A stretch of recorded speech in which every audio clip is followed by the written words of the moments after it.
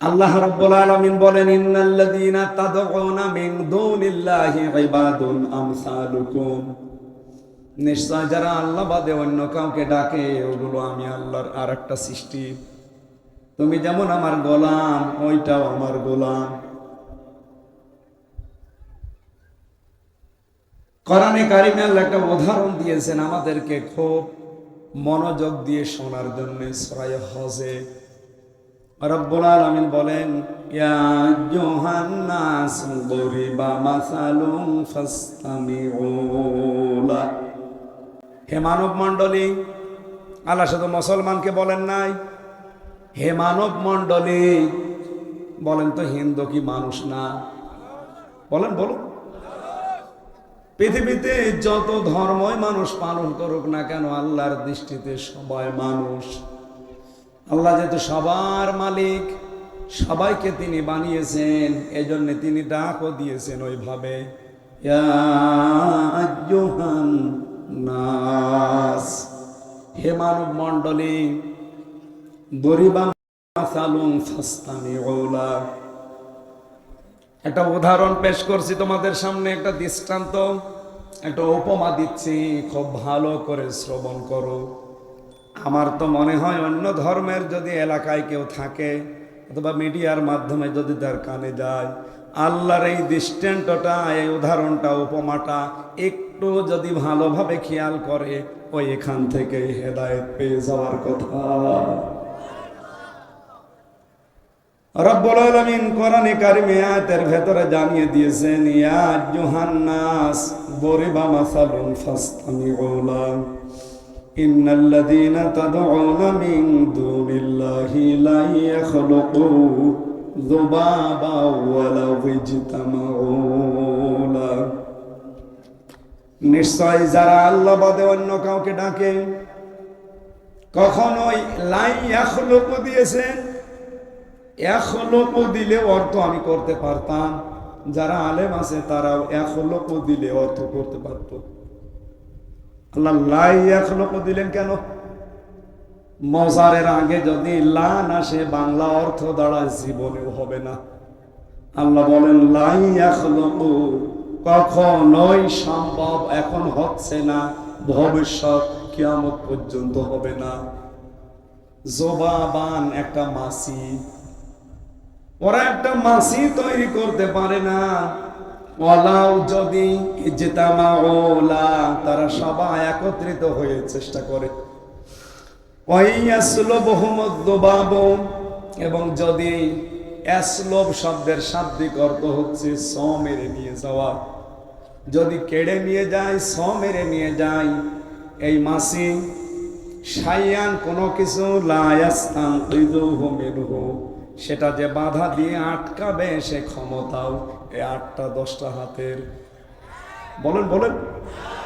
দাউফাত তালিবু ওয়াল মাতলুব। আমার মনে হচ্ছে আল্লাহ শেষের দিকে একটু আফসোস করছেন, দাউফাত তালিবু ওয়াল মাতলুব। কতই না দুর্বল যারা চায় এবং যাদের কাছে চাওয়া হয়। এই দুইটা, যারা চাচ্ছে এবং যাদের কাছে চাওয়া হচ্ছে, এই দুইটাই আল্লাহ বলেন কতই না দুর্বল। আপনার বিবেকটা কি আজও কাজে লাগবে না? আজ পৃথিবী বিংশ শতাব্দীতে কত দূরে এগিয়ে গেছে, আপনারা সেই মানধাত আমলে থাকবেন। একটা বারের জন্য চিন্তা করলেন না, নিজের হাত দিয়ে মাটি, কাঠ, বাঁশ, খড়কোটা দিয়ে বানালাম, এতগুলো হাত দিলাম, 2টা পা দিলাম, অথচ দাঁড়াতে পারে না, পেছনে বাঁশ দিয়ে খাড়া করা লাগে। আর আমি নিজে 2 হাত 2 পা দিয়ে খাড়া হয়ে দাঁড়াতে পারি। আমার মতো চলাফেরা করা মানুষ, মাছি আমার সামনে দিয়ে কোনো কিছু নিয়ে যেতে হলে আমাকে বলে নিয়ে যাওয়া লাগবে। কথা বলেন কেন? নিয়ে যেতে চাইলেও পারবে না, আমি কেড়ে নিতে পারবো। এই যে আসলো বেটা আমার ক্ষেত্রে না, অথচ মূর্তির ক্ষেত্রে। অথচ আমি আল্লাহর গোলাম, শ্রেষ্ঠ গোলাম এই পৃথিবীতে। লাকাদ খালাকনাল ইনসানা ফি আহসানি তাকওয়িম ওয়া লাকাদ কাররামনা বানি আদম। সবচাইতে সুন্দর আকৃতি আল্লাহ আমাকে দিল, সবচাইতে বেশি সম্মান আল্লাহ আমাকে দিল, আর আমি এর সামনে মাথা নত করব, এটা কি বিবেকেই মেনে নেয়? আমার তো মনে হয় মানুষ পোড়া না, শুধু বিবেকের 100 ভাগের 1 ভাগ যদি একটু কাজে লাগায়, পৃথিবীর কোন ধর্মেই তার থাকা ঠিক না, ইসলাম বাদ দিয়ে। কথা বলেন না কেন? যেহেতু আমি বাইরের দেশগুলোতে ইহুদি, খ্রিস্টান, বৌদ্ধ, মাজুসি এদের সাথে আমি মিশে দেখেছি। সিঙ্গাপুরে, থাইল্যান্ডে, মালয়েশিয়াতে, মালদ্বীপে, আমেরিকাতে, এই মানুষগুলোর সাথে আমি মিশে দেখেছি। এদের সাথে কথাবার্তা বলার পরে এদের যে ধর্মীয় বিশ্বাস আর এদের যে কাজকর্ম, আমি এখন ভাবি কোরআনের আয়াতগুলো নিয়ে ওরা ভ্রান্ত পথে আছে। আপনি ইহুদিকে দেখলে বুঝতেই পারবেন না এটা ইহুদি। আমার তো জব্বার কত বড়, আমার এত বড় জব্বা গায়ে দেয়, আমার দাড়ি আর কয়টা, এত বড় দাড়ি। চেহারা দেখলে মনে হবে সাদা ধবধবে চেয়ারম্যান সাহেবের মতো, ইনার চাইতে ফর্সা, মাথায় উপরে পাগড়ি ঝোলানো, এত সুন্দর চেহারা, পাশে মেয়ে লোক বসা, হাত মোজা পা মোজা দেওয়া, চোখ পর্যন্ত ঢাকা। আপনার বোঝার ক্ষমতা নেই যে লোকটা ইহুদি। চারিপাশে 8টা 10টা ছেলে মেয়ে নিয়ে কাঁদতেছে। কিউরিসিটি থাকে ভেতরে, কি গো এত সুন্দর লাগে, একটু জিজ্ঞাসা করি। ট্রেনের ভেতরে জিজ্ঞাসা করলাম যে what is your name? Hello brother, ভাই আপনার নাম কি? উনি আমার যে নামটা বললো, নাম শোনার পরে আমি বুঝলাম যে মুসলমান না, ইহুদি। কনফার্ম হওয়ার জন্য আমি জিজ্ঞাসা করলাম হোয়াট ইজ ইউর প্রফেট? আপনার নবী কে? তখন বলছে জোসেফ। কি জোসেফ মানে? না, মুসা আলাইহিস সালাম। ওরা ইহুদি তো মুসা নবীকে নবী মনে করে, জোসেফ বলে ডাকে। খ্রিস্টানদের সাথে মিশেছিলাম, জিজ্ঞাসা করলাম আপনার নাম কি? আপনার নবীর নাম কি? বলে যিশু। যিশু মানে ঈসা আলাইহিস সালাম। ওরা যে কোন বিশ্বাসে, কোন আদর্শ মেনে এই কাজগুলো করে, ধর্মীয় লাইনের কাজগুলো, কিন্তু আমাদের চাইতে ওরা অ্যাক্টিভ। কিন্তু কোরআনের আয়াতগুলো পড়ার পরে আমার মনে হচ্ছে ওরা ভ্রান্ত ধারণায় আছে। কারণ পৃথিবীর কোনো ধর্ম আল্লাহর কাছে গ্রহণযোগ্য না, ইসলাম বাদে। আমি যে কথাটা বোঝানোর জন্যই পর্যন্ত এসেছি, সেই শব্দটা ইন্নাদ্দিন, এই যে দিনের আগে আলিফ লাম। আলিফ লাম 4 প্রকার। প্রিন্সিপাল সাহেব আলেম আছে এখানে, 4 প্রকারের ভেতরে এখানে যেটা আছে এটা নির্দিষ্ট করার জন্য দেওয়া হয়েছে। আলিফ লাম দিয়ে আল্লাহ জানাতে চেয়েছেন, আমি যদি এখন আফতাবকে বলি ভাই আমি রাজশাহী যাব, ও যদি বলে এই যে এইটা রাজশাহীর পথ, নওগাঁ রাজশাহী বিশ্ব রোড, তাহলে এই তরিকের আগে, এই রাস্তার আগে আলিফ লাম দেওয়া লাগবে। তার মানে এইটা বাদ দিয়ে আর রাজশাহী যাওয়ার কোনো রাস্তা নেই। বলেন তো রাজশাহী যাওয়ার রাস্তা এটা বাদ দিয়ে আর নেই? বলেন বলেন।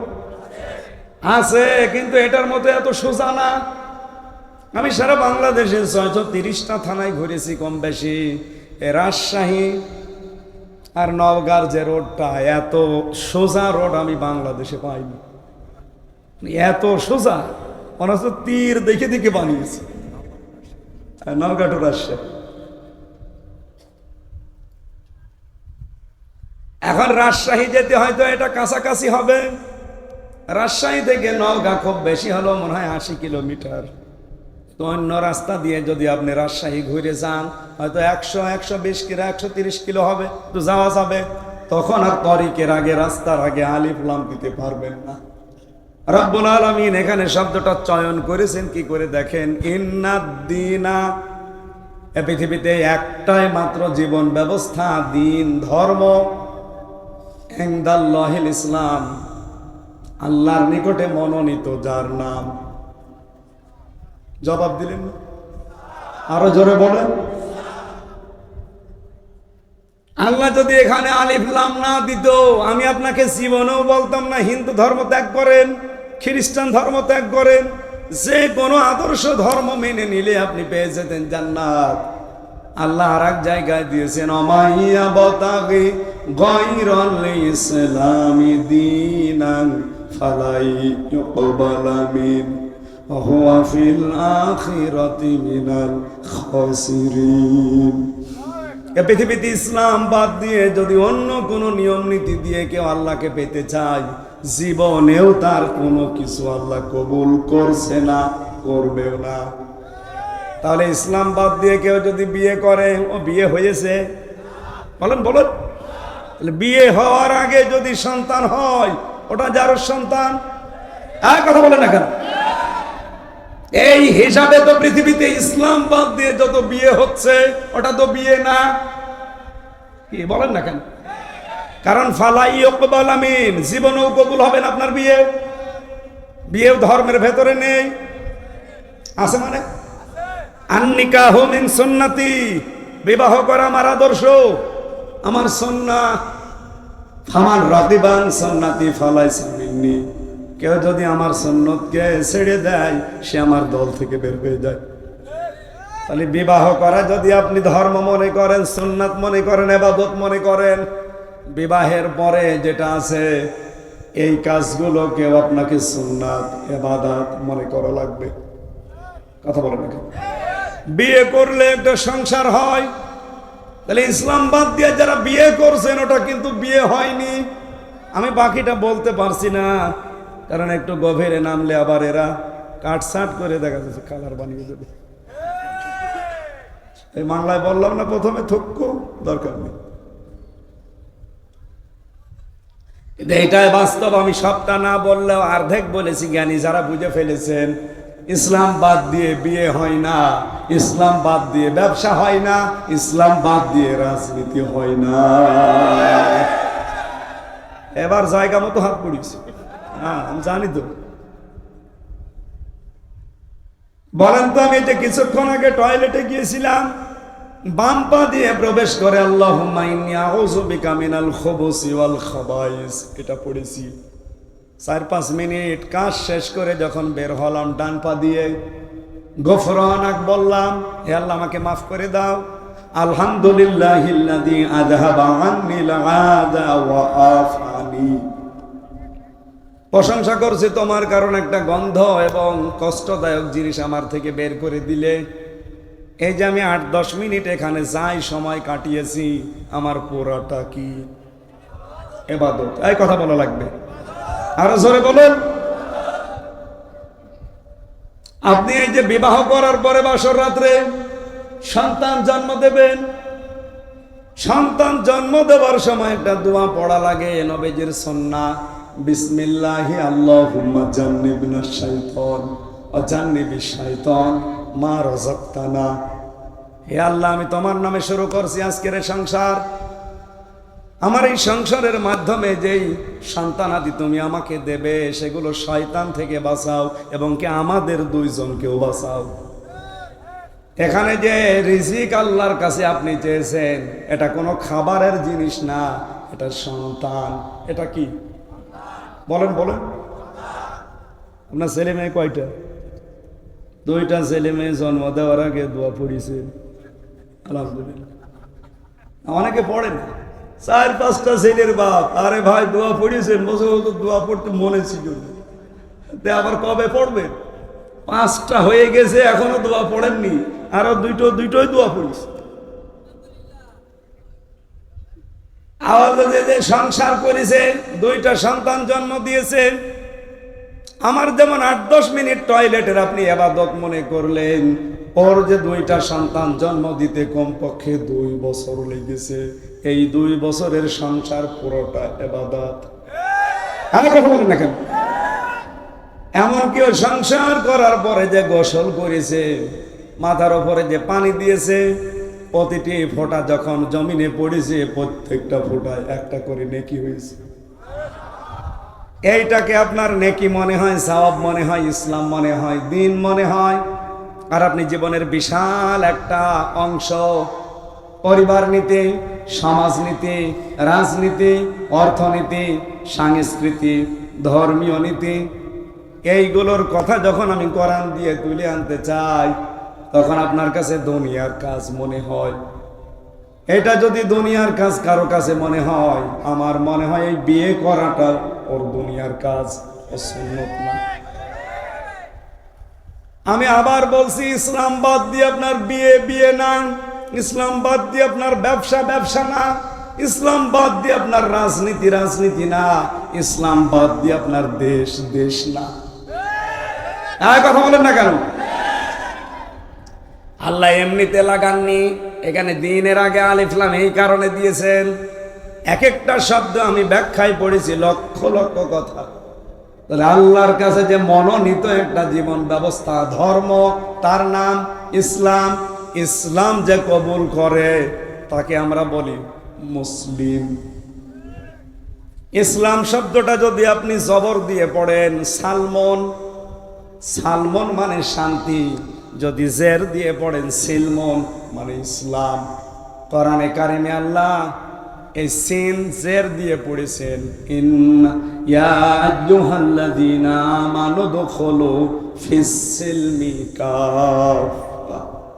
ঈমানদারেরা তোমরা পরিপূর্ণভাবে ইসলামে প্রবেশ করো। তাহলে পায়খানা করা, বিয়ে করা, এটা যদি আপনার কাছে দিন মনে হয়, ব্যবসা করা, রাজনীতি করা, সমাজনীতি করাও দিন মনে হওয়া লাগবে। এটা যদি কেউ পার্থক্য করেন কি হবে জানেন? এই বলবো, আফাতুমিনুনা বিবাদিল কিতাবি ওয়া তাকফুরুনা বিবাদ। আমি আল্লাহ যে বিধান দিলাম কিছু মানবে আর কিছু যদি ছেড়ে দাও, কিছু যদি অস্বীকার করো, গোপন করে রাখো, যেহেতু এখানে তাকফুরুন আছে। কেউ যদি বাদ দিয়ে দেয় কিছু আর কিছু গ্রহণ করে, টয়লেটটা গ্রহণ করে, বিয়েটা গ্রহণ করে, কিন্তু ব্যবসাটা গ্রহণ করে না, রাজনীতি গ্রহণ করে না, আন্তর্জাতিক নীতি গ্রহণ করে না, আল্লাহ পাক বলেন কি হবে তাদের? ফামা ইয়াফআলু যালিকা মিনকুম ইল্লা খিজিয়ুন ফিল হায়াতিদ দুনিয়া ওয়া ইয়াউমাল কিয়ামাতি ইউরাদ্দুনা ইলা আশাদ্দিল আযাব। দুনিয়ার জীবনে আমি লাঞ্ছনা, গঞ্চনা, অপমান, অপদস্থ এটা আমি ভরিয়ে দেব তোদের জীবনে। এতটুকু আল্লাহ যদি শেষ করে দিতেন, তাও আমি আয়াতটা পড়তাম না। পরের শব্দ আরো কঠিন, ওয়ায়াউমাল কিয়ামাতি ইউরাদ্দুনা ইলা আশাদ্দিল আযাব। কিয়ামতের দিন তোকে আমি কঠিন যন্ত্রণাদায়ক আযাবের দিকে তেড়ে তেড়ে নিয়ে যাব। ইউরাদ্দুনা, তাদেরকে পাঠানো হবে, ইলা আশাদ্দিল আযাব, কঠিন যন্ত্রণা। আশাদ্দু ইসমে তাফজিল, সুপারলেটিভ ডিগ্রি এটা, এর চাইতে বড় আযাব আর হয় না। তার মানে কোরআনের কিছু মানে, দিনের কিছু মানে, কিছু মানে না। ওদের আযাব কম না বেশি? আরো বেশি। এই জন্য সতর্ক করছি, মানতে হলে পুরাটা মানেন, আর না মানতে হলে একবারে আবু সেহেলের মতো হয়ে যান। কি কথা বলেন না? দুনিয়ার টাটকা সুখগুলো হারাবেন, আবার আখেরাতও হারাবেন। এটা কথা হইল? যে কোনো এক লাইনে থাকেন। আর আমার বিশ্বাস, বাংলাদেশের 18 কোটি মানুষ আমরা যদি এক লাইনে এসে যাই, এদেশে ইসলাম কায়েমে আর বাধা নেই। আমি আবার ওই কথাটা তুলছি, যেহেতু আল্লাহ আপনাদেরকে ইসলামে পাঠিয়েছেন, মুসলমানের ঘরে পাঠিয়েছেন, এই জন্য শুকরিয়া আদায় করছি। কারণ এমন একটা মনোনীত জীবন ব্যবস্থা, পছন্দ করা ধর্ম, যে ধর্মে আমার আল্লাহ নিজে অরদিতু লাকুমুল ইসলাম দীনা বলেন, আল্লাহু আকবার। উনি নিজে রাজি হয়ে গেছেন ইসলামের উপরে। আমি খ্রিস্টান ধর্মের উপরে রাজি আছি, এ কথা আছে কোরআনে? আমি ইহুদি ধর্মের উপরে রাজি আছি, এ কথা আছে? আমি হিন্দু ধর্মের উপরে রাজি আছি, এ কথা আছে? অন্য ধর্মে যদি কেউ থাকেন, তাকে আহ্বান জানাবো, পৃথিবীর সর্বশ্রেষ্ঠ এবং সর্বশেষ গ্রন্থ, হেদায়েতের গ্রন্থ, এটা পড়ে আপনার বিবেকের 100 ভাগের 1 ভাগ কাজে লাগলে আপনি মুসলমান হয়ে যাবেন, আশা করি ইনশাআল্লাহ। কলেজের এক অধ্যাপক, যশোরের পিসিএস ক্যাডার, ওনারে বলেছিলাম, স্যার আপনাকে মুসলমান হওয়া লাগবে না, আপনি শুধু আমাদের ধর্মীয় গ্রন্থ একটু বুঝে বুঝে পড়বেন। 3 মাস সময় দিলাম। আপনি হয়তো আরবি পড়তে পারেন না, বাংলায় পড়েন, ইংরেজিতে পড়েন। 3 মাস একটু বুঝে পড়বেন। আমি আল্লাহর বান্দা 3 মাস পরে নিজের থেকে মুসলমান হয়ে গেছে। এই জন্য বলছি, অন্য ধর্মে আপনি থাকতেই পারেন না যদি কোরআনের কাছে আপনি আসতে পারেন। একটু পড়েন বুঝে। লরেন বুথ, টনি বেলাওয়ারের শালিকা, খ্রিস্টান মহিলা, কোরআনে পড়তে এসে 53 জায়গায় ভুল ধরেছিল, সর্বশেষ নিজের জীবনের ভুল ধরে মুসলমান হয়ে গেছে। আর আমরা কোন ধর্ম থেকে আসা লাগে না, একেবারে জন্মসূত্রে বাপদাদার কাছ থেকে আমরা মুসলমান। শুধু বড় হলে একটু আগা কাটা লাগে, কিছু তাও কাটা নেই। এই যে এটার কাটা নেই এখন, এটা মুসলমানে দিয়েছে, এটা দেয়নি এখন, দিয়েছে। হ্যাঁ ঠিক আছে, তাহলে এখানে হিন্দু একটাও নেই, সব মুসলমান আমরা। এই জন্য খুশি হয়ে বলেন আলহামদুলিল্লাহ। দরুদ পড়ছি, সালাম পাঠাচ্ছি আমাদের নবী মুহাম্মদ রাসূলুল্লাহ সাল্লাল্লাহু আলাইহি ওয়াসাল্লামের প্রতি। আমার দায়িত্ব কিন্তু জোর করে আপনাকে হেদায়েত দেওয়া না, এটা আমারে আল্লাহ দেয়নি, নবীকেও দেয়নি। আমার দায়িত্ব কি? ফাইন্নামা আলাইকাল বালাগ ওয়া আলাইনাল হিসাব। হে নবী, আপনি পৌঁছিয়ে দেন, এটা আপনার দায়িত্ব, আর আমি আল্লাহর দায়িত্ব ওদের হিসাব নেওয়া। সুতরাং আমার কথা হচ্ছে পৌঁছিয়ে দেওয়া, আর আপনার দায়িত্ব কিন্তু আল্লাহর। আল্লাহর সামনে আপনাকেও দাঁড়ানো লাগবে, আমারেও দাঁড়ানো লাগবে। আজকে যে কথা বলবো আমার আলোচনার বিষয়, আপনারা জানেন পরিচিত একটা সূরা পড়েছি, 3টা আয়াত। মানে 3 প্রকার মানুষকে আল্লাহ ধমক দিয়েছেন। কয় প্রকার? আপনি এই 3 প্রকারের ভেতরে যদি থাকেন, এখনই পাল্টিয়ে যাবেন। আল্লাহ ধমক দিচ্ছেন, আপনি টের পাচ্ছেন?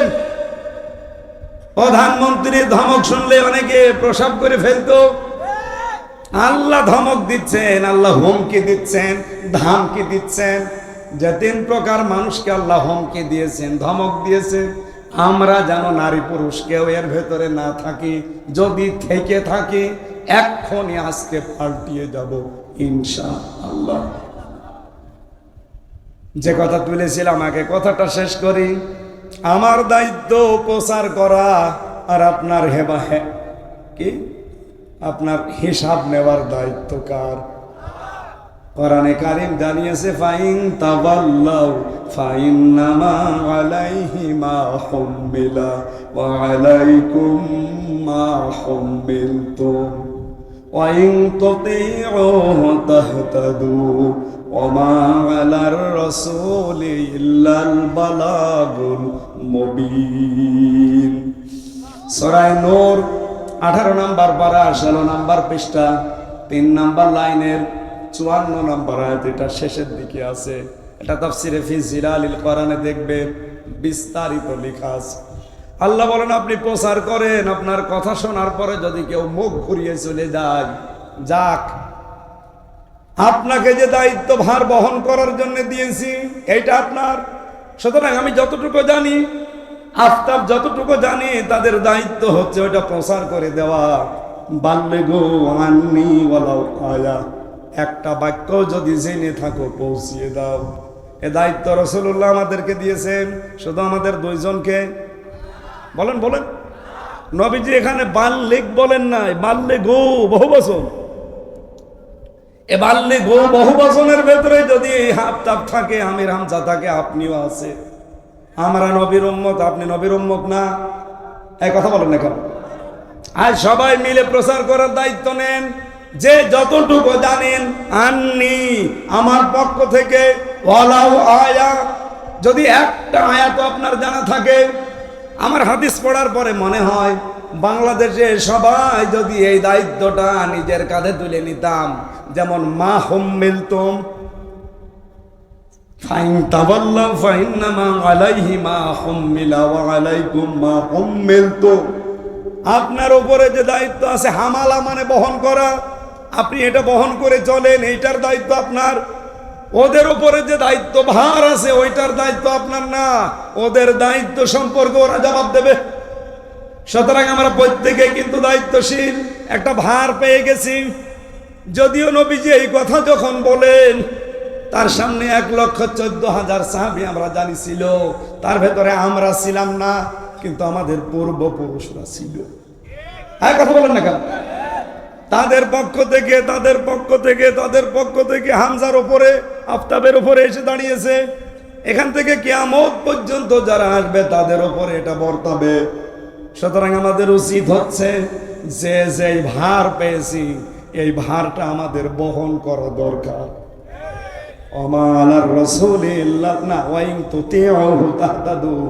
হে নবী, ওরা যদি আপনাকে অনুসরণ করে তাহাতাদু, তারা হেদায়েত পেয়ে যাবে। সুবহানাল্লাহ বলতে পারেন? এখানে হেদায়েত পাওয়ার কয়েকটা শর্ত দেখলাম। একটা হচ্ছে আপনার যে দায়িত্ব ভার, এটা আপনি পালন করবেন, এটা বহন করে চলবেন। 2 নম্বরে আপনি অনুসরণ করবেন রাসূলুল্লাহকে, তাহলে হেদায়েত পাওয়া সহজ হবে আপনার জন্য। ওমা আলার রাসূলি ইল্লাল বালাগুল মুবিন। হে নবী, আপনি বলে দেন যে আমি শুধু পৌঁছিয়ে দেওয়ার দায়িত্ব, এছাড়া আমার কোনো দায়িত্ব নেই। লাস্তা আলাইহিম বিমুসাইতির।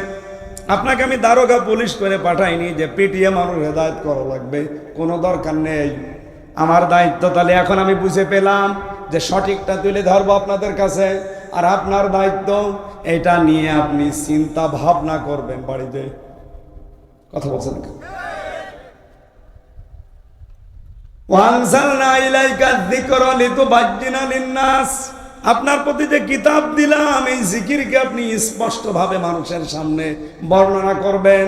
ওয়ালা আল্লাহুম ইয়াতাফাক্কারুন। আর যারা আপনার সামনে বসে আছে এদের দায়িত্ব হচ্ছে বাড়িতে এই কথাগুলো নিয়ে তারা যেন চিন্তা ভাবনা করে যে আমি করলাম কি আর শুনলাম কি। এবার আসেন আমরা ওই 3 শ্রেণীর কথা একটু শুনি। আমার মনে হয়, আমার বিশ্বাস, আমার যে ধারণা আছে, এখানে 100 জনের মনে হয় 95 জন ধরা খেয়ে যাবেন। ওই যে ধরা যারা খাবে আগে চলে যাচ্ছে মনে হয়। আমি যেগুলো কোরআন থেকে হাদিস থেকে পেয়েছি এইগুলো এবার আপনাদের শোনাচ্ছি। আউযু বিল্লাহি মিনাশ শাইতানির রাজিম। বিসমিল্লাহির রহমানির রহিম।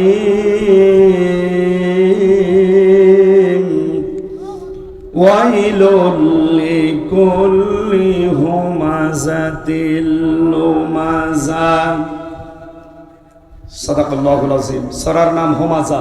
কি বললাম বলেন তো? আরেকবার বলুন। মক্কায় নাজিল হয়েছে, 9টা আয়াত আছে, মাত্র একটা রুকু আছে, শব্দ আছে 33টা, অক্ষর আছে 161টা। সূরার নাম আবার বলেন কি? আরেকবার বলুন। হুমাযা মানে নিন্দাকারী। এই দোষে দোষী নেই আমার মনে হয় এখানে 5-6 জন পাওয়া যাবে, বাকি সবাই আমরা এই দোষে দোষী। নিন্দা করা এটাতে কত বড় একটা অপরাধ আল্লাহর দৃষ্টিতে। আল্লাহ ধমক দিচ্ছে। মানুষ যদি একটু নিজেকে নিয়ে ভাবে, জীবনে ওর মুখ দিয়ে কোনোদিন নিন্দা সামনে হোক পেছনে হোক বের হবে না। অথচ এই স্বভাব 100 জনের 95 জনের ভেতরে, মেয়েদের ভেতরে আরো বেশি। কথা বলেন না কেন? মেয়েরা সবচাইতে বেশি নিন্দা করে তার পুত্রবধূ। হ্যাঁ, কথা বলেন না কেন? আর বৌমাগুলো সবচাইতে বেশি নিন্দা করে তার শাশুড়ি। অথচ এই 2 জায়গায় নিন্দা করা যদি বন্ধ হতো, আমাদের পরিবারটা একটা মিনি জান্নাত হয়ে যেত। সম্মানিত মা বোনেরা, মেয়েটা যখন আসে আপনার বাড়িতে, এই লোকের মেয়ে, এটাকে নিজের মেয়ের মতো মনে করতে পারেন না? অন্যের মেয়ে একটা এসেছে, নিজের মেয়ে তো কত দোষ করে। নিজের মেয়ে সকালবেলা উঠে 2টা না 4টা সিদ্ধ ডিম খায়, হাফ গিলাস না 1 গিলাস দুধ খায়, এরপরে ছোলা ভিজিয়ে খায়, কালো জিরা খাচ্ছে, রসুন খায়, মধু খায়, এরপরে 4-5টা করে রুটি। সকালবেলা উঠে কিন্তু কোনো কাজ আপনার মেয়ে করে নাই, এই সবগুলো তার সামনে রেডি, খাচ্ছে আর দেখে দেখে মা খুশি হচ্ছে। অথচ 4টা না যদি 2টা সিদ্ধ ডিম ওই মেয়ের মতো পুত্রবধূ খায়, এমন শাশুড়ি আছে বলে ডিম খাওয়া লাগে, ছেলে মেয়ে আমাদের হয়নি। ডিম খাওয়া লাগে, ছেলে মেয়ে আমাদের হয়নি, এ কথা আপনি পুত্রবধূকে বিটার বউকে বলতে পারলেন? আপনার মেয়ে তো মরণে খাওয়া খাচ্ছে, এক কথা বলছে না কেন?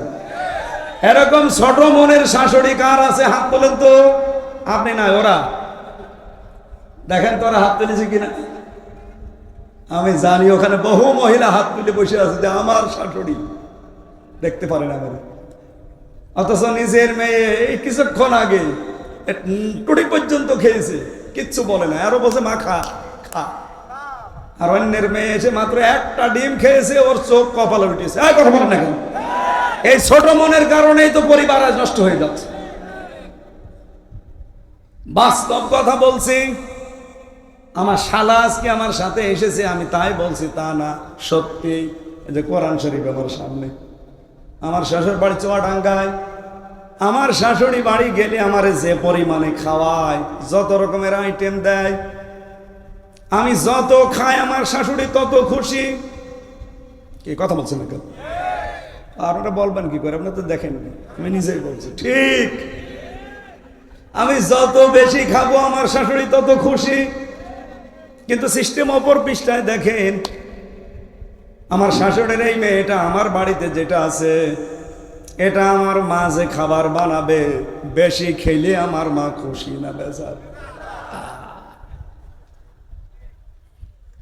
এরকম হাজারো মা আছে যাদের মন ছোট। এটা ছোট মনের মানুষ। অনেক মেয়েরা মনে করে শুধু নামাজ পড়া, রোজা রাখা আর কালো বোরকা পরে ঘুর ঘুর করে ঘুরি বিশাল ইবাদত। কে বলেছে আপনাকে?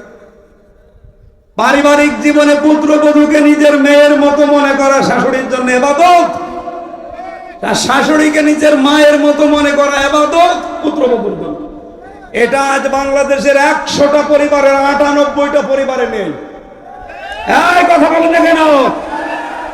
এই কারণে আমরা মিনি জাহান্নামে আছি আজ। আপনি বললেও ঠিক, না বললেও ঠিক, কারণ চেহারা দেখে তো আমি টের পাচ্ছি। আজ মানসিক যন্ত্রণায় আছি হাজারো মানুষ আমরা। সম্মানিত মা বোন যারা এসেছেন, শুধু ওয়াজ শুনতে আসা না। আমি জানি আপনি বদদুয়া করবেন, এখন করেন, আপনার বদদুয়া কাজে লাগবে না। আপনাকে আমি পরিবর্তনের জন্য হাতে পায়ে ধরে আহ্বান জানাচ্ছি। আপনার কারণে আজ হাজারো আফতাবের মতো, হামজার মতো অসুস্থ হয়ে যাচ্ছে মানসিক রোগী। আমরা কিছু বলতেও পারি না, সইতেও পারি না। এরকম পরিবার দেশে নেই। মনটা একটু উদার করলে আমাদের এই চিন্তা করা লাগে না। আমি বউ শাশুড়ির ভেতরে যত মিল, মহাব্বত, ভালোবাসা, মমতাময়ী মা এবং পুত্রবধূর মতো আচরণ দেখতে পারবো, আমরা তত সুস্থ থাকতে পারবো। এই স্বামীগুলো বলেন তো ঠিক কিনা? হাত তোলেন, স্বামী যারা হাত তোলেন। এই ভিডিও ওইদিকে মারো, মহিলা প্যান্ডেলে যারা বসে আছে দেখো, তোলেন হাত। স্বামী কারা আছে? বিয়ে না করে আবার হাত তোলার দরকার নেই। আলহামদুলিল্লাহ। সম্মানিত মা বোনেরা, আপনার ওয়াজ শেষ, এরপরেও যদি আপনার পরিবর্তন না আসে, যদি মনে করেন শুধু নামাজ পড়া ইবাদত, রোজা করা ইবাদত, আর কালো বোরকা পরা ইবাদত, আরে ওয়াকুলু লিন্নাসি হুসনা, মানুষের সাথে হাসি মুখে কথা বলো ইবাদত।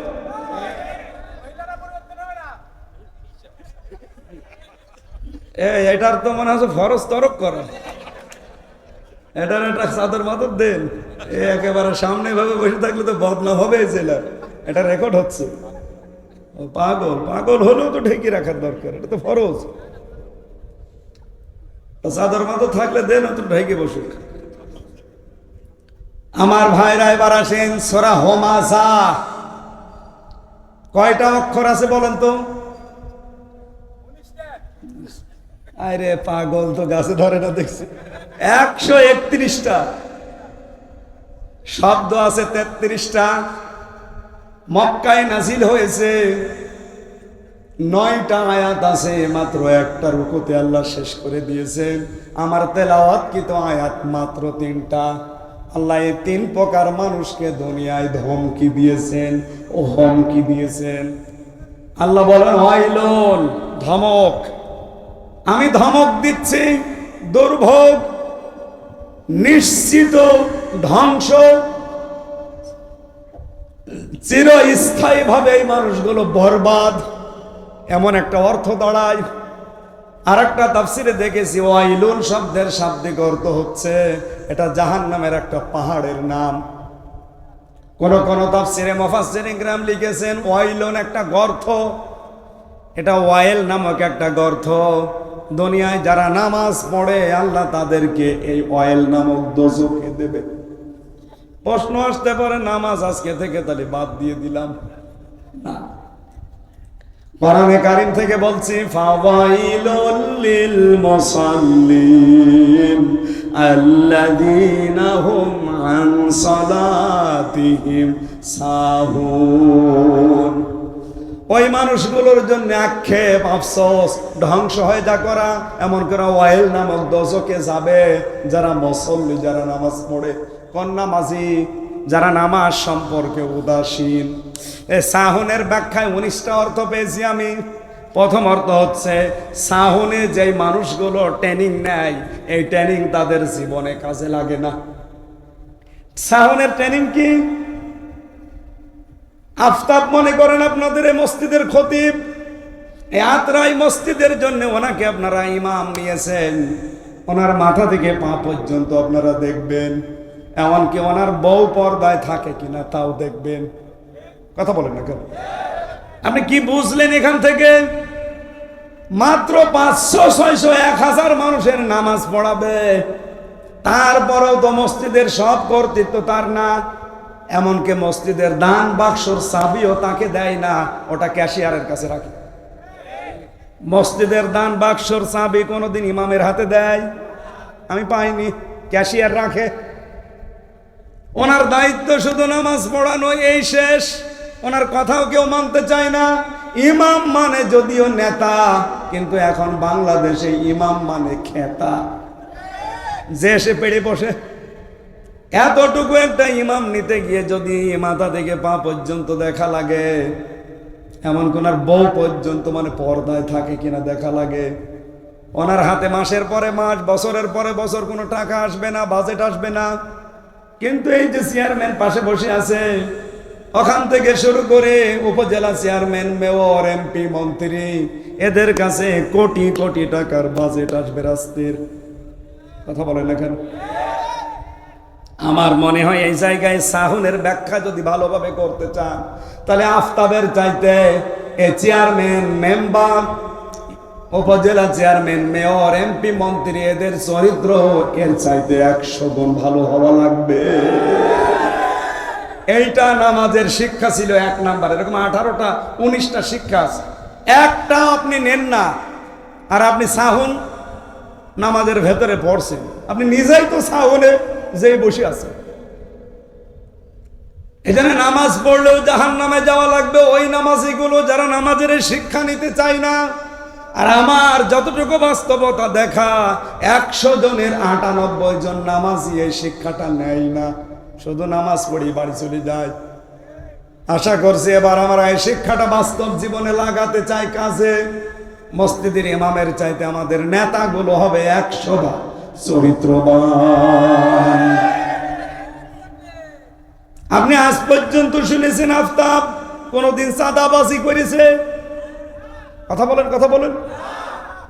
একজন ইমাম যদি চাঁদাবাজ না হয়, একজন নেতা চাঁদাবাজ হবে, আর তার পেছনে আপনি থাকবেন, আপনি কিসের নামাজি? আপনার জন্য মনে আছে আয়াতটা নাযিল হয়েছে ফাওয়াইলুল লিল মুসাল্লিন।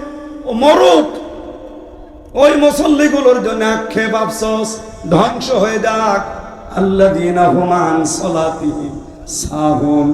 কোরআন শরীফ পড়তে গিয়ে আমি কয়েক জায়গায় পেয়েছি।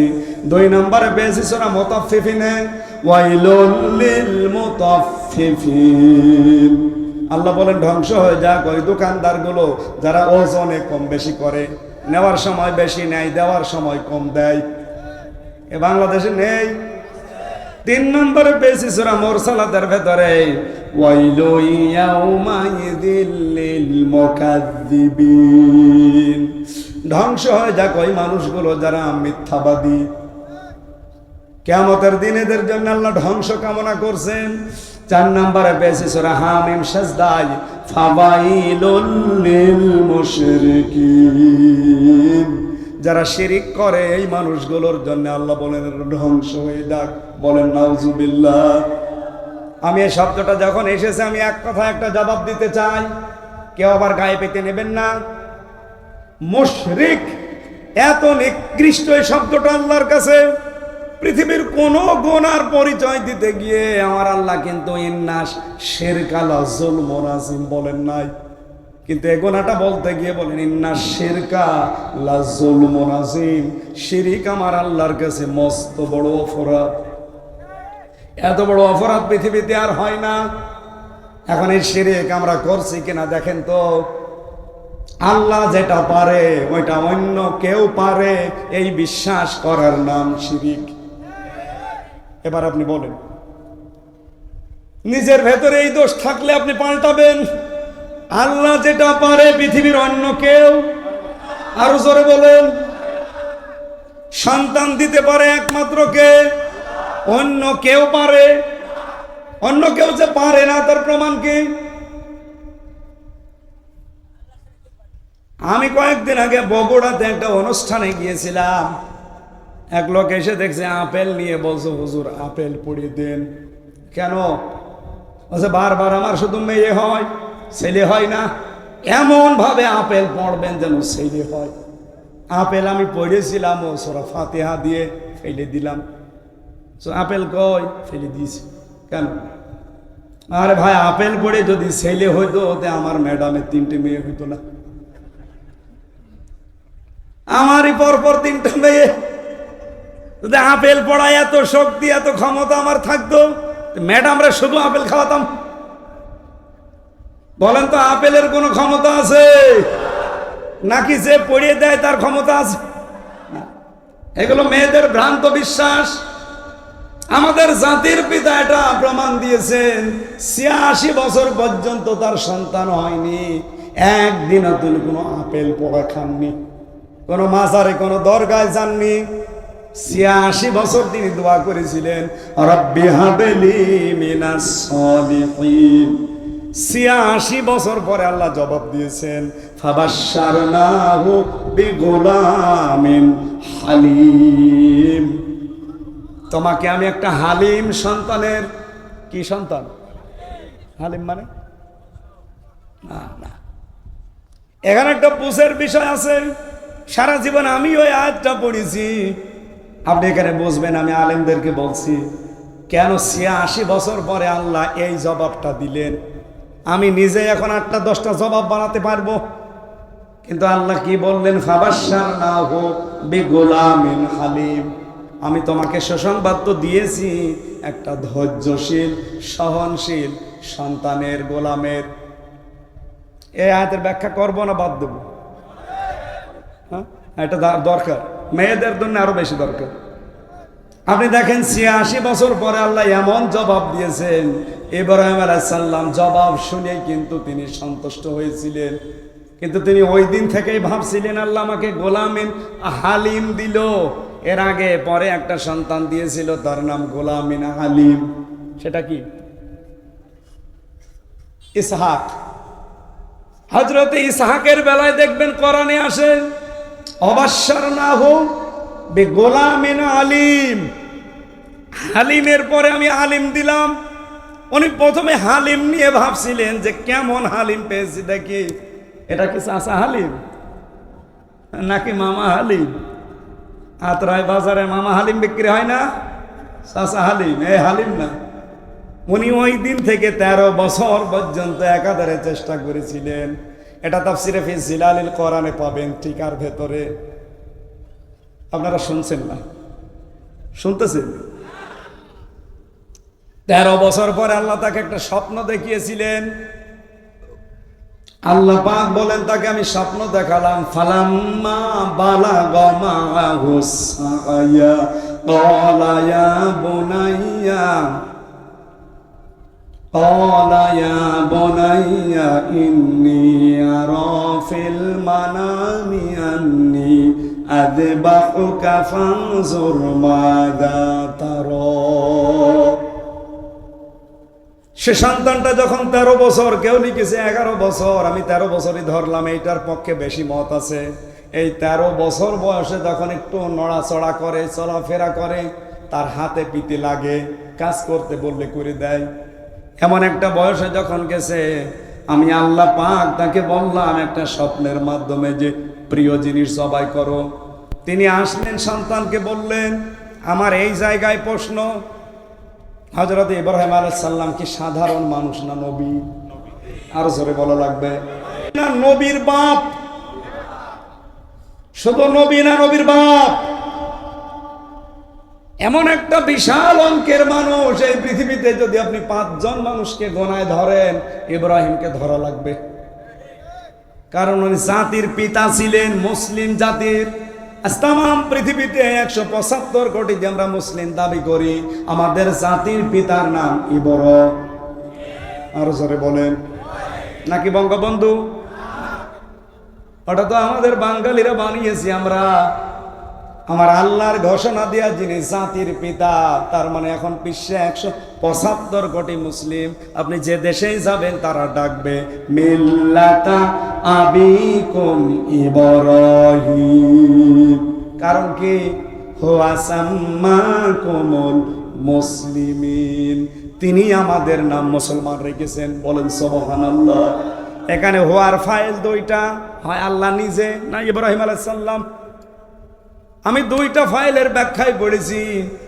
আল্লাহ পাক যেহেতু আমাদের নাম মুসলমান রাখতে পারেন, অথবা আমাদের বাবা ইব্রাহিম আলাইহিস সালামও রাখতে পারেন। কারণ কি?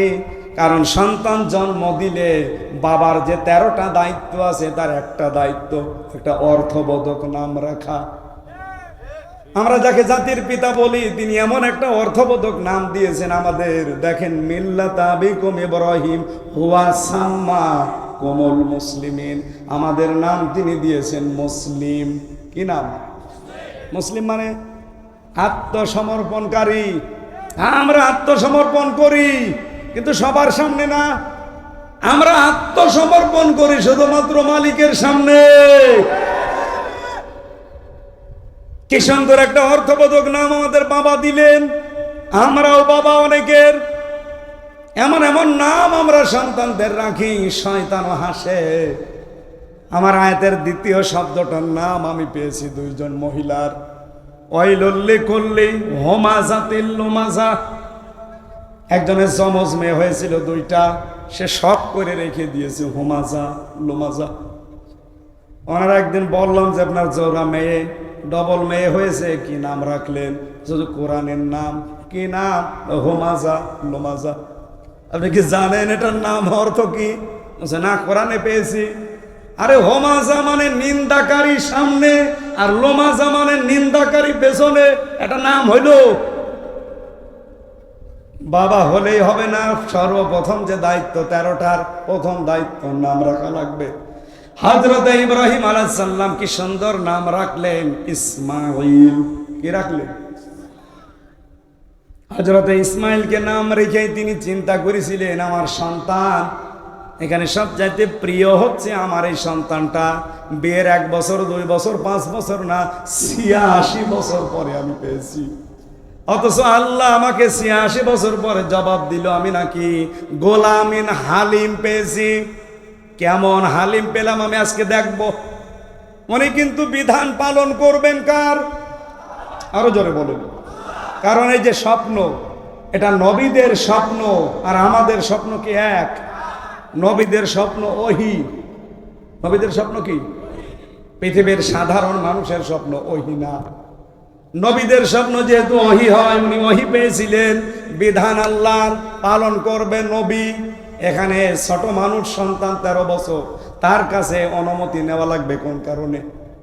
তিনি বললেন, ইয়া আবাতি ফাআল মা তুমার ইয়া বুনাইয়া ইন্নী আরা ফিল মানাম আন্নী আযবাহুকা ফানজুর মাযা তারা। হে সন্তান, কলিজার টুকরার সন্তান, আদরের সন্তান, আমি স্বপ্নে দেখলাম তোমাকে জবাই করছি, তোমার রায় বলো। আমি যে হালিমের ব্যাখ্যা করার জন্য এ পর্যন্ত এসেছি, এইবার বলছি। হযরত ইব্রাহিম তিনি লক্ষ্য করলেন আমার সন্তানের অ্যাক্টিভিটিসটা দেখি। কারণ 13 বছর আমি তাকে দেখি নাই। জন্মের পরেই সেই মরুভূমিতে রেখে এসেছিলাম। 13 বছর পরে একবার দেখা, আর দেখা হওয়ার পরে বললাম যে আমি জবাই করব।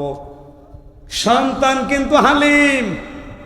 কি কি হালিম দেখেছেন? জবাব দিচ্ছে, ইয়া আবাতি ফাল মা তুমার সাতাজিদুনি ইনশাআল্লাহু মিনাস সাবিরিন। হে বাবা, আপনি যা আদিষ্ট হয়েছেন পালন করেন। আপনি আমাকে ধৈর্যশীলদের মধ্যে পাবেন, ধৈর্যশীল পাবেন, এই কথা বলেন নাই? ইব্রাহিম আলাইহিস সালাম পদে পদে লক্ষ্য করছিলেন সন্তানের কথাগুলো। প্রথমে তিনি বললেন, বাবা আপনি আদিষ্ট হয়েছেন পালন করেন। 2 নম্বরে বললেন আপনি অতি শীঘ্রই ছাতা জিদনি দিয়েছেন। জিদনি দিলেও তো অর্থ হয়ে যায়, ছাতা দিলেন কেন? তিনি বললেন, বাবা অতি শীঘ্রই, অবশ্যই। সিন সাফা কদ লাম 13টা শব্দ আছে। কোন সেন্টেন্সের আগে আসলে অর্থ হয় খুব তাড়াতাড়ি বা অতি শীঘ্রই, অবশ্যই। হে বাবা আপনি আমাকে পাবেন, ধৈর্যশীল না, তাহলে সবের বলতেন, সবিরিন। আপনি আমাকে ধৈর্যশীলদের মধ্যে পাবেন। তার মানে আমার ভেতরে কোনো অহংকার নেই। আমার মতো বহু ধৈর্যশীল দুনিয়ায় আছে, তাদের ভেতরে আমিও একজন। আমি অহংকার মুক্ত। সুবহানাল্লাহ বলতে পারেন? ইব্রাহিম আলাইহিস সালাম এইটা দেখছিলেন যে কেমন হালিম। দেখেন তো, কথা বলতে গিয়ে কত মেপে মেপে কথা বলে সন্তান আমার। তিনি খুশি হয়ে গেলেন, সন্তানকে নিয়ে জব করার জন্য তিনি চলেও গিয়েছিলেন। আমার এখানে বলার উদ্দেশ্য ছিল তিনি কেমন হালিম পেয়েছিলেন আপনি চিন্তা করেন। ফালাম্মা দিবসন, আসলামা দিবসন, ওয়াতাল্লাহু লিল জাবিন। দুইজনেই যখন এগ্রি হয়ে গেছে, রাজি হয়ে গেছে জবাই করার জন্য, আল্লাহ তখন ডাক দিয়েছেন। আমার এখানে প্রশ্ন আছে একটা, আমি জবাব নিতে চাই আত্রাই রানীনগর এলাকার মানুষের কাছে। আল্লাহ পাকের নবী দুইজনই, ইব্রাহিম ইসমাইল, তারা বললেন ফালাম্মা আসলামা। দুইজনেই যখন আসলামা মানে আত্মসমর্পণ করে দিয়েছে, দুইজনে যখন রাজি হয়ে গেছে, এগ্রি হয়ে গেছে, তখন আল্লাহর বিধান পালন করা তাদের দ্বারা সহজ হয়েছে। এক কথা বলা লাগবে। ইব্রাহিম যদি বলতেন আমি জব করবো আল্লাহর বিধান, ইসমাইল যদি বলতেন না আমি হব না, পালন হইতো।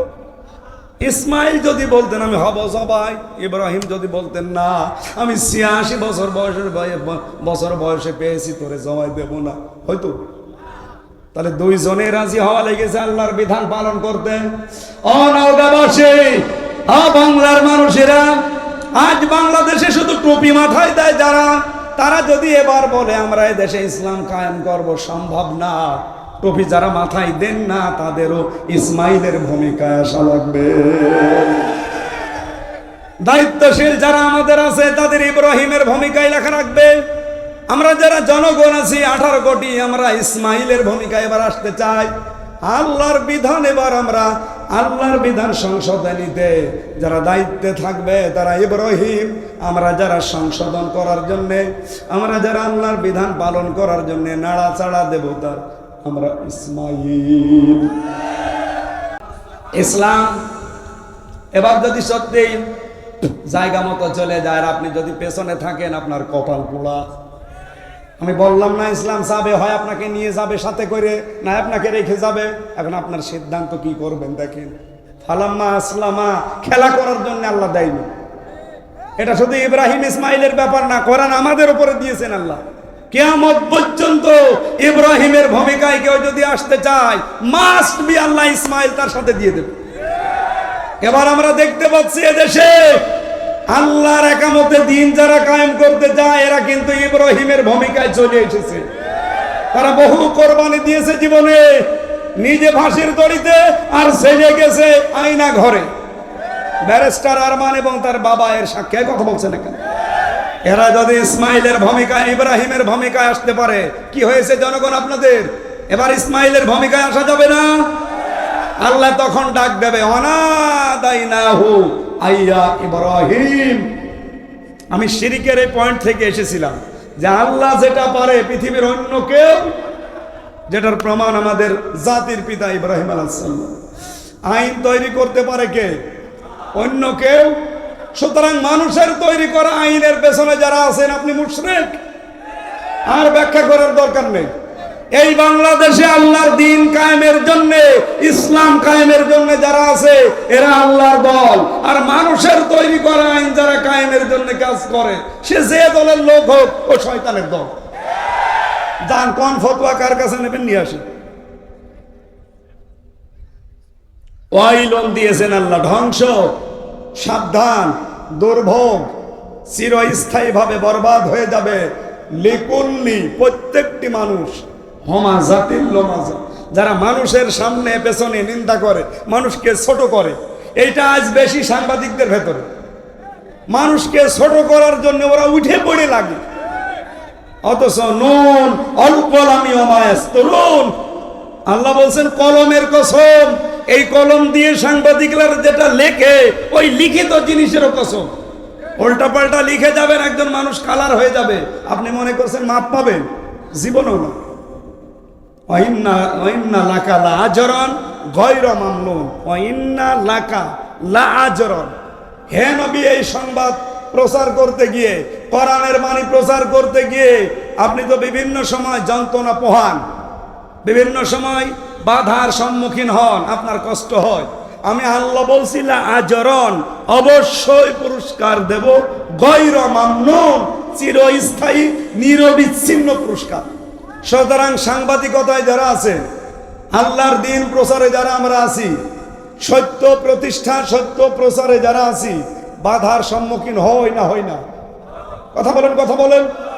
আমার কুষ্টিয়ার সাংবাদিক রফিকুল্লাহ কালবি, ওরা কারা যেন পিটিয়ে এই রগ পর্যন্ত ছিঁড়ে গেছে খাবারে, খাদ্য নালী।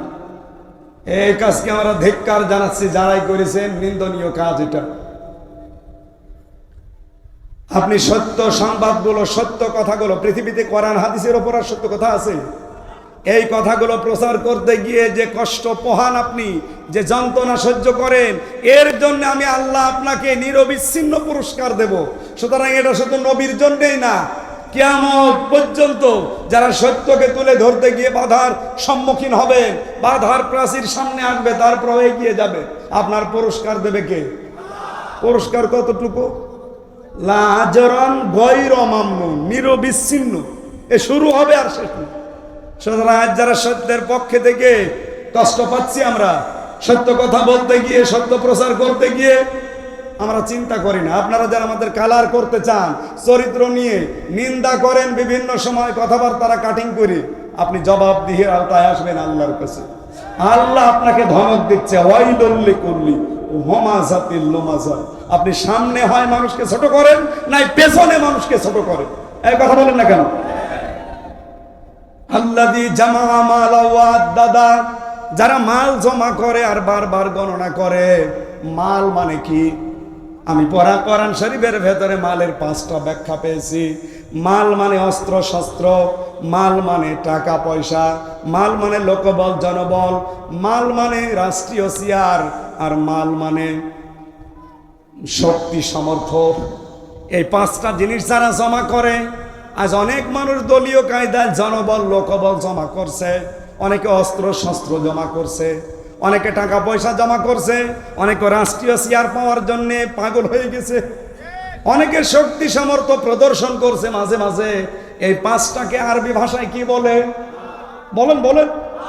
এরকম মাল যারা জমা করেন, ইয়াহসাবু আন্না মালাহু আখলাদা, আর মনে মনে করেন এগুলো আমাদেরকে চিরস্থায়ী করে রাখবে, আমাদেরকে এগুলো অনন্ত করে রাখবে। কই রাখে নাই। তার প্রমাণ আবু লাহাব, মাগনা আনহু মালুহু ওয়া মা কাসাব, তার মাল সম্পদ যা উপার্জন করেছিল একটাও কাজে আসে নাই, অথচ সে ছিল মন্ত্রী। কি ছিল? আবু লাহাব মন্ত্রী ছিল। 2 নম্বরের উদাহরণ পেয়েছি তাফসিরে, কারণ সূরা কসসের ভেতরে পাবেন রব্বুল আলামিন বলেন, ইন্না কারুনা কানা মিন কওমি মূসা ফাবাগা আলাইহিম ওয়া আতাইনাহু মিনাল কুনুজি মা ইন্না মাফাতিহাহু লাতানু বিল উসবাতি উলিল কুওয়া। কথা বলছি কারণ নিয়ে। সে ছিল মোসার সম্প্রদায়, সে অবাধ্য হয়েছিল, তাকে আমি বহু সম্পদের মালিক বানিয়েছি, এমন এমন সম্পদ দিয়েছিলাম পৃথিবীতে, তাকে একদল যুবক লাগতো শুধু চাবি বহন করতে। এত সম্পদের মালিক হওয়ার পরেও তাকে বাঁচাতে পারে নাই, চিরস্থায়ী করে রাখতে পারে নাই, অমর করে রাখে নাই তার মাল, তার সম্পদ। তাফসীর বলছে তাকে এই মাটির ভেতরে আল্লাহ এখনো পর্যন্ত গাড়তেছে, কিয়ামত পর্যন্ত মাটির নিচে ডুবতেই থাকবে। আর যে বালির ভেতরে চিকচিক করে, এইটা নাকি তার মালের এক অংশ। কি সম্পদ দিয়েছিল, কিন্তু তার মাল তাকে স্থায়ী করে রাখে নাই, তাকে এই দুনিয়ায় অমর করে রাখে নাই। যদিও অমর হয়ে আছে, কিন্তু ঘৃণিত হয়ে। তার এত সম্পদ থাকার পরেও যদি সে আজ চিরস্থায়ী থাকতে না পারে, আপনি কয় টাকার মালিক হয়েছেন? বাংলাদেশে তো আমি ঘুরে দেখি, এদেশের সর্বশ্রেষ্ঠ ধনী যারা, 5 জনের ভেতরে আকিজ গ্রুপ একটা হবে। আকিজ গ্রুপ নাম শোনেননি? যদি 5 জন ধনী থাকে বাংলাদেশে, তারা একজন। কথা বলেন না কেন? যত সম্পদের মালিক হোক, আমি তো বাইরের দেশে গিয়ে দেখলাম, এদের যদি আল্লাহ একটা রোগ দেয়, এই যে রক্তের ভেতরে 5 প্রকার ক্যান্সার হয়, এক প্রকার যদি আকিজ গ্রুপের কোন সন্তানকে আল্লাহ লাগিয়ে দেয়, ওর যা সম্পদ আছে 14 বংশ বিক্রি করে ঔষধের পয়সা হবে না। এমন এমন রোগ আমি দেখেছি পৃথিবীতে, বাইরের দেশগুলোতে এগুলো দেখলে চমকে যায় শরীর। আল্লাহ, আমরা তো বেঁচে আছি, এরকম রোগ যদি আমাদেরকে দিত, আমরা এমনি না খেয়ে মরি। মাল আপনাকে চিরস্থায়ী করে রাখবে না। অস্ত্র শস্ত্র, টাকা পয়সা, জনবল, লোকবল, শক্তি সামর্থ্য, যাই বলেন যেগুলো মালের ব্যাখ্যা, একটাও চিরস্থায়ী করে রাখবে না। কাল্লা, কখনোই না। লায়ুম বাদান্না ফিল হুতমা, আল্লাহ বলেন অবশ্যই তোরে আমি হুতমাই দেব। হুতমা কি? আমাদের কামাল হুতমা, আপনি জানেন কি এটা? নারুল্লাহিল মুকাদা, এটা আল্লাহর চালানো আগুন। আল্লাতী তাত্তালিউ আলাল আফিদা, আল্লাহ পাক বলেন এই আগুনের বৈশিষ্ট্য এই, যেখানেই লাগবে আগে কলিজা পুড়ি সাফ হয়ে যাবে। ইন্নাহা আলাইহিম মুকসাদা ফি আমাদিম মুমাদ্দাদা, এই হুতমার ভেতরে ফেলে দেওয়ার পরে আমি ঢাকনা দিয়ে ঢেকে দেব। এরপরে লম্বা লম্বা আগুনের খুঁটির সাথে পিঠ মোড়া দিয়ে বেঁধে রাখবো অনন্তকালের জন্য। অথচ যে 3টা ধমকের কথা আমরা শুনলাম, কাজগুলো খুব বড় কাজ না। নিন্দা করা, সামনে পেছনে মানুষকে ছোট করার জন্য কথা বলা, চেষ্টা করা, আর মাল সম্পদ জমা করা, এই দোষে আমরা অধিকাংশ মানুষই দোষী। আসেন আমরা একটু চেষ্টা করি এই দোষগুলো থেকে চিরদিনের জন্য মুক্ত থাকার। বলেন আমিন। নয়তো আল্লাহর যে হুতমা নাম শুনলেন, এটা শুনেই যদি এমন লাগে, তাহলে সেখানে গেলে কেমন হবে আপনি ভাবতে পারেন। জাহান্নামের অন্যান্য বর্ণনা আমি পড়েছি, কোন জাহান্নামে গেলে আগে কলিজা পুড়ে যাবে আমি পাইনি, কিন্তু এই নারুল্লাহিল মুকাদা, হুতমা জাহান্নামে আল্লাহ যারেই দেবে, সঙ্গে সঙ্গে কলিজা পুড়ে সাফ হয়ে যাবে। বলেন নাউজুবিল্লাহ। আল্লাহ আমাদেরকে এই 3টা গুনাহ থেকে হেফাজত করুন। আমি মেয়েদের উদ্দেশ্যে জেলখানায় বসে বসে কয়েকটা বই লিখেছিলাম, তার ভেতরে এই বইটা খুব দামি বই। দাম্পত্য জীবনের কলহ এবং তার সমস্যা, এই সমাধান কি করে করবেন, এটা আমার জেলে বসে লেখা, বাইরে এসে পাবলিশ করেছি। এটা আমার মেয়েদের জন্য, শুধুমাত্র মেয়েদেরকে নিয়ে যেয়ে পড়াবেন, হয় মাকে, বউকে, মেয়েকে, ফুফুকে, বোনকে দেবেন। আর এটা নামাজ, আমার মনে হয় এই বইটা আমার প্রত্যেক মুসলমান ভাই বোনের ঘরে থাকা দরকার। কি করে নামাজ পড়বেন সব নিয়ম এখানে দেওয়া আছে। এই 2টা নিয়ে যান, স্টেজে মনে হয় আসেন। আমি আজকের মতো শেষ করেছি, আমার কণ্ঠ আর সাপোর্ট দিচ্ছে না, আমি মনে হয় মোনাজাত করে শেষ করে দিচ্ছি। আল্লাহুম্মা আমিন। লা ইলাহা ইল্লাল্লাহুল আযীমুল হালিম, লা ইলাহা ইল্লা আনতা সুবহানাক ইন্নী কুনতু মিনাজ জালিমিন। রব্বুল আলামিন, নওগাঁ জেলা রাতরায় আস্থা এই ফাউন্ডেশনের উদ্যোগে একটা বিশাল তাফসীর মাহফিলের আয়োজন। যত যুবকের সাথে জড়িত আছে দেশে বিদেশে, আল্লাহ এদেরকে তুমি কবুল করে নাও। এই দেশে বিদেশি যুবকদের যারা কপ পেটে নিয়েছে, যে মায়ের, এই মায়ের পেট তুমি খাদিজাতুল কুবরার মতো বানিয়ে দাও। রব্বুল আলামিন, সম্মানিত সভাপতি বসে আছে এখানে, আমাদের চেয়ারম্যান সাহেব মঞ্জুরুল, আল্লাহ তাকে কবুল করো। সহসভাপতি জনাব ডাক্তার আল আমিন ভাইকে কবুল করো। প্রধান অতিথি হাসার আলেমের ওস্তাদ মাওলানা PM আদম আলীকে আল্লাহ মঞ্জুর করো। আমার আগে যিনি কথা বললেন হাফেজ মাওলানা আফতাব আহমেদ, হাফেজ মাওলানা আব্দুর রশিদ, আব্দুর রাজ্জাক জিহাদি ভাই সহ যত আলেম এখানে কথা বলেছে, আলেমদের কথা আমল করার তৌফিক দাও। যেই 3টা গোনা করলে তুমি ধমক দিলে, আল্লাহ তুমি আমাদেরকে এই গোনা থেকে বাঁচাও। সম্মানিত মা বোনেরা এসেছেন, এদেরকে খাদিজার মতো, আয়েশার মতো বানিয়ে দাও। এলাকায় যত মানুষ কবরে আছে, আল্লাহ কবরগুলো জান্নাতুল ফেরদাউস তৈরি করে দাও। আজকে আমার সফর সঙ্গে আমানুল্লাহ এসেছে, আল্লাহ তোমার যুবক বান্দাকে কবুল করে নাও। সারা দেশে কোরআনের দাওয়াত নিয়ে যেই লোকটা নিয়ে যায় সাদ্দাম হোসেন, তোমার ওই যুবক বান্দাকেও মঞ্জুর করো। হাফেজ আবু বকর সিদ্দিক সহ যত যুবকরা এসেছে, আল্লাহ তুমি ওমরের মতো বানিয়ে দাও। বড় আশা আমাদের জীবনে, 4 চোখে বাংলাদেশ কোরআন দিয়ে চলছে, এটা একবার হলেও দেখার তৌফিক দাও।